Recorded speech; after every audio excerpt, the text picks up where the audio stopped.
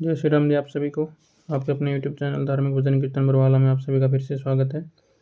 जैसा कि आप सभी को पता है कि आज एकादशी है, तो आज की इस वीडियो में आप सभी को आज की एकादशी की व्रत कथा सुनाएंगे, जो कि कार्तिक मास की कृष्ण पक्ष की एकादशी है। इसका नाम रमा एकादशी है। तो कथा शुरू करने से पहले आप सभी से अनुरोध, जिसने हमारे यूट्यूब चैनल धार्मिक भजन कीर्तन बरवाला को लाइक सब्सक्राइब नहीं किया है, वो ऐसी ही धार्मिक भजन कीर्तन और कथाएं सुनने के लिए हमारे यूट्यूब चैनल धार्मिक भजन कीर्तन बरवाला को लाइक करें, सब्सक्राइब करें और आगे शेयर करें, ताकि आपको ऐसी धार्मिक भजन कीर्तन और कथाएं सुनने को मिले। तो आइए आज की कार्तिक मास की कृष्ण पक्ष की एकादशी, जो कि रमा एकादशी है, कथा आरंभ करते हैं। जैसा कि मैं आप सभी को हर एकादशी की वीडियो में एकादशी व्रत की महात्म्य की कथा और महिमा की कथा सुनाता हूं, तो शुरू करते हैं। व्रत एवं उपवास से मन के साथ साथ आत्मा की शुद्धि तो हो ही जाती है। व्रत एवं उपवास में आहार का त्याग एवं सात्विक भोजन का विधान है, इसलिए उपवास आरोग्य एवं दीर्घ जीवन की प्राप्ति का उत्तम साधन है। जो व्यक्ति नियमित रूप से व्रत एवं उपवास करते हैं, उन्हें उत्तम स्वास्थ्य की प्राप्ति होती है। उत्तम उपवास के महत्व को तो आधुनिक विज्ञान भी स्वीकारने लगा है। उपवास के महिमा का वर्णन करते हुए नारद पुराण में तो यहाँ तक लिखा है कि गंगा के समान कोई तीर्थ नहीं, माँ के समान कोई गुरु नहीं, भगवान विष्णु के समान कोई देवता नहीं, और व्रत और उपवास जैसा कोई तप नहीं है। सभी व्रतों में एकादशी के व्रत को सर्वोपरि माना गया है। प्रत्येक मास में 2 एकादशी होती हैं।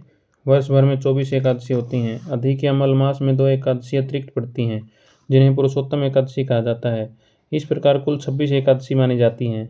ये सभी एकादशी अपने अपने नाम के अनुसार श्रेष्ठ फल देने वाली होती हैं। एकादशी का व्रत रखने, विधिपूर्वक महात्म्य कहने सुनने तथा विष्णु भगवान का भजन कीर्तन करने से मनुष्य के सभी प्रकार के कष्ट दूर हो जाते हैं और वह इस लोक में सुख भोगकर अंत में भगवान विष्णु के धाम के लिए प्रस्थान करता है।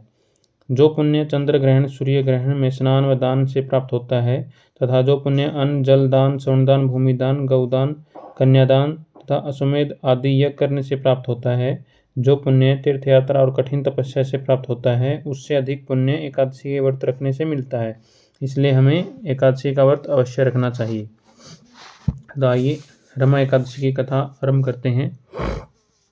धर्मराज युधिष्ठिर बोले कि हे भगवान, अब आप मुझे कार्तिक मास के कृष्ण पक्ष की एकादशी का कथा सुनाइए। इस एकादशी का नाम क्या है और इससे कौन सा फल मिलता है, सो सविस्तार पूर्वक कहिए। भगवान श्री कृष्ण बोले कि हे राजन, कार्तिक मास के कृष्ण पक्ष की एकादशी का नाम रमा है। इसके व्रत से समस्त पाप नष्ट हो जाते हैं। इसकी कथा इस प्रकार है। प्राचीन काल में मुचुकुंद नाम का एक राजा राज्य करता था। उसके इंद्र, वरुण, कुबेर, विभीषण आदि मित्र थे। वह सत्यवादी तथा राजा विष्णु भगत था। उसका राज्य बिल्कुल निष्कंटक था। उसके एक चंद्रभागा नाम की उत्तम लड़की उत्पन्न हुई। उसने उस लड़की का विवाह राजा चंद्रसेन के पुत्र शोभन के साथ किया। एक समय जब शोभन अपने ससुराल में था, तब यह एकादशी पड़ी। चंद्रभागा सोचने लगी कि अब एकादशी समीप ही आ गई है। मेरा पति अत्यंत कमजोर है, इसलिए वह यह व्रत नहीं कर सकता, परंतु मेरे पिता की कठिन आज्ञा है कि जब दशमी आए तब राज्य में ढिंढोरा पीटे। उसको सुनकर शोभन अपनी पत्नी के पास गया और बोला कि हे प्रिय, तुम मुझे कुछ उपाय बतलाओ, क्योंकि यदि मैं यह व्रत करूंगा तो अवश्य ही मर जाऊंगा। इस पर चंद्रभागा बोले कि हे प्राणनाथ, मेरे पिताजी के राज्य में एकादशी के दिन कोई भी भोजन नहीं कर सकता। यहाँ तक कि हाथी, घोड़े, ऊंट, पशु आदि भी तृण, अन्न, जल आदि ग्रहण नहीं करते। फिर यहाँ मनुष्य कैसे भोजन कर सकता है। यदि आप भोजन करना चाहते हैं तो यहाँ से किसी दूर स्थान को चले जाइए, क्योंकि यदि आप इसी स्थान पर रहेंगे तो आपको व्रत अवश्य ही करना पड़ेगा। उस पर शोभन बोला कि हे प्रिय, तुम्हारा कहना बिल्कुल सत्य है। मैं व्रत अवश्य ही करूंगा। भाग्य में जो लिखा है वह तो होगा ही। ऐसा विचार करके उसने एकादशी का व्रत किया और वह भूख और प्यास से अत्यंत पीड़ित होने लगा। सूर्य भगवान भी अस्त हो गए और जागरण के लिए रात्रि हुई। वह रात्रि शोभन को अत्यंत दुख देने वाली थी। दूसरे दिन प्रातः होने से पूर्व ही शोभन इस संसार से चल बसा। राजा ने उसके मृतक शरीर को दहन करा दिया। चंद्रभागा अपने पति की आज्ञानुसार अग्नि में दहन न हुई और अपने पिता के घर में रहना उत्तम समझा। रमा एकादशी के प्रभाव से शोभन को मंदराचल पर्वत पर धन धान्य से युक्त तथा शत्रु से रहित एक उत्तम नगर प्राप्त हुआ। उसके महल में रत्न तथा स्वर्ण के खंभे लगे हुए थे। उसके वहां पर स्वर्ण तथा मणियों के सिंहासन पर सुंदर वस्त्र और आभूषण से युक्त वह बैठा हुआ था। आभूषण से युक्त गंधर्व और अप्सराएं उसकी स्तुति कर रहे थे। उस समय राजा शोभन दूसरा इंद्र प्रतीत हो रहा था। एक समय मुचुकुंद नगर में रहने वाला एक सोम शर्मा नाम का ब्राह्मण तीर्थ यात्रा के लिए निकला। उसने घूमते घूमते राजा शोभन को देखा। वह ब्राह्मण उसको अपने राजा का जमाई जानकर उसके निकट गया। राजा शोभन ब्राह्मण को देख आसन से उठ खड़ा हुआ और अपने ससुर तथा स्त्री चंद्रभागा की कुशलता को पूछने लगा। ब्राह्मण सोम शर्मा बोला कि हे राजन, हमारे राजा कुशल हैं और आपकी पत्नी चंद्रभागा भी कुशल है। अब आप अपना वृत्तांत बताइए। मुझे यह बड़ा आश्चर्य हुआ। ऐसा प्रतीत और सुंदर नगर जिसको न तो मैंने कभी सुना और न ही कभी देखा है, वह आपको किस प्रकार प्राप्त हुआ। शोभन बोला कि हे देव, यह सब कार्तिक मास के कृष्ण पक्ष की रमा एकादशी के व्रत का प्रभाव है। इसी से मुझे यह उत्तम नगर प्राप्त हुआ है। ब्राह्मण सोम शर्मा ने पूछा कि यह नगर अध्रुव क्यों है और ध्रुव किस प्रकार हो सकता है, सो आप मुझे बताइए। मैं आपके कहे अनुसार ही करूँगा। आप इसमें किंचित मात्र भी झूठ न समझें। शोभन बोला कि हे देव, मैंने अश्रद्धापूर्वक व्रत किया था, उसके प्रभाव से मुझे यह नगर प्राप्त हुआ, इसलिए मैं इसे अध्रुव मानता हूँ। यदि तुम इस वृत्तांत को जाकर मुचुकुंद की पुत्री चंद्रभागा से कहोगे तो यह इसको ध्रुव बना सकती है। ब्राह्मण ने अपने नगर जाकर चंद्रभागा से समस्त वृत्तांत सुनाया। इस पर राजकन्या चंद्रभागा बोली कि हे ब्राह्मण देव, क्या आप यह सब वृत्तांत प्रत्यक्ष देखकर आए हैं और अपना स्वप्न कह रहे हैं। इस पर ब्राह्मण बोला कि हे पुत्री, मैंने तेरे पति शोभन को तथा उसके नगर को प्रत्यक्ष देखा है, परंतु वह नगर अध्रुव है। तू कोई ऐसा उपाय कर जिससे कि यह ध्रुव हो जाए। इस पर चंद्रभागा बोली कि हे महाराज, आप मुझे उस नगर में ले चलिए। मैं अपने पति को देखना चाहती हूँ। मैं अपने व्रत के प्रभाव से उस नगर को ध्रुव बना लूंगी।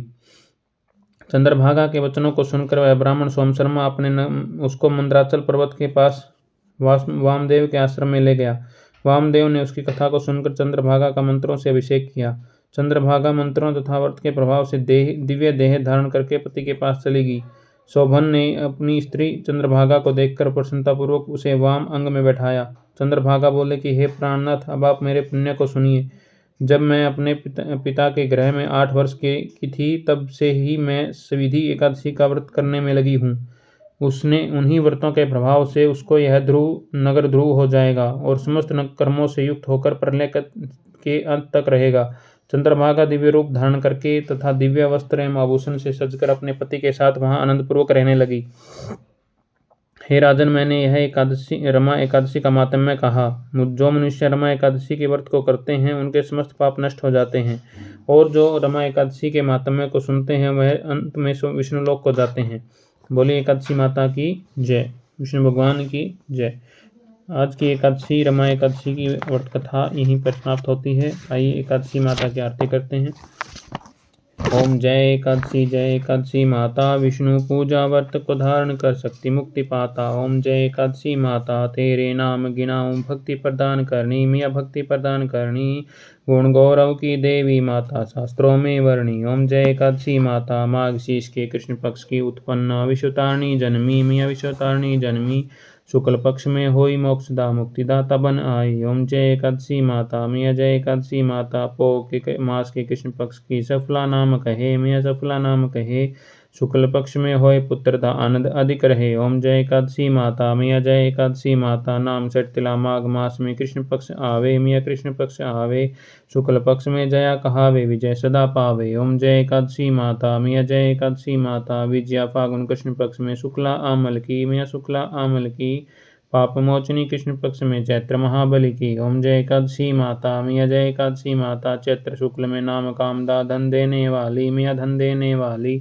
नाम बरुथनी कृष्ण पक्ष में वैशाख महावाली। ओम जय एकादशी माता, मिया जय एकादशी माता। शुक्ल पक्ष में होए मोहिनी, अपरा ज्येष्ठ कृष्ण पक्षी, मिया अपरा ज्येष्ठ कृष्ण पक्षी। नाम निर्जला सब सुख करनी, शुक्ल पक्ष रखी। ओम जय एकादशी माता, मिया जय एकादशी माता। योगिनी नाम आषाढ़ में जानो, शुक्ल पक्ष कृष्ण पक्ष कहिए, मिया कृष्ण पक्ष करनिए। देवशैनी नाम कहा, शुक्ल पक्ष धरणी। ओम जय एकादशी माता, मिया जय एकादशी माता। कामिका नाम सावन, कामिका सावन मास में आवे, कृष्ण पक्ष कहिए, मिया कृष्ण पक्ष कहिए। सावन शुक्ला होए पुत्रदा आनंद से रहिए। ओम जय एकादशी माता, मिया जय एकादशी माता। अजा भाद्रपद कृष्ण पक्ष की परिवर्तनी शुक्ला, मिया परिवर्तनी शुक्ला। इंद्रा अश्विन कृष्ण पक्ष में व्रत से भवसागर निकला। ओम जय एकादशी माता, मिया जय एकादशी माता। पाप कौन सा है शुक्ल पक्ष में पाप हरणहारी, मैया पाप हरणहारी, रमा मास कार्तिक में आवे सुखदायक भारी। ओम जय एकादशी माता, मैया जय एकादशी माता। देवोत्थानी शुक्ल पक्ष की दुखनाशक मैया, मैया दुखनाशक मैया। लौंग मास की करो विनती पार करो नैया। ओम जय एकादशी माता, मैया जय एकादशी माता। शुक्ल लौन में होय पृथ्वी दुख दरिद्र हरणी, मैया दुख दरिद्र हरणी। परमा कृष्ण पक्ष में होती जन मंगल करणी। ओम जय एकादशी माता, मैया जय एकादशी माता। जो कोई आरती एकादशी की भक्ति सहित गावे, मैया प्रेम सहित गावे, जन सामान्य स्वर का वासा निश्चय है पावे। ओम जय एकादशी माता, मैया जय एकादशी माता। विष्णु को जावर्त का धारण कर सकती मुक्ति पाता। ओम जय एकादशी माता, मैया जय एकादशी माता। बोले एकादशी माता की जय हो। आज की एकादशी रमा कार्तिक मास के कृष्ण पक्ष की रमा एकादशी की व्रत कथा यहीं पर समाप्त होती है। आप सभी को कथा कैसी लगी कमेंट करके ज़रूर बताएं, और कोई त्रुटि है कथा में तो भी अवश्य बताएं, ताकि आगे की वीडियो में हम आप सभी को वीडियो में सुधार करके आगे की वीडियो बनाएं। धन्यवाद। एकादशी माता की जय हो। विष्णु भगवान और बाबा श्याम की जय हो।